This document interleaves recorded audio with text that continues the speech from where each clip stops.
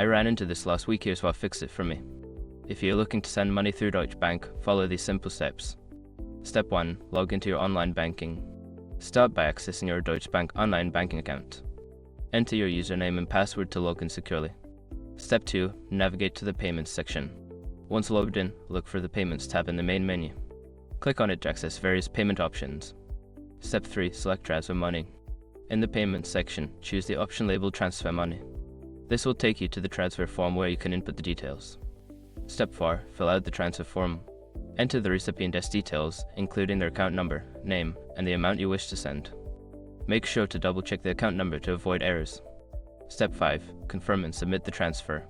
Before filing a refund or dispute, use the eshrock.com link in the description to open the refund dispute deadline calculator and confirm your deadline.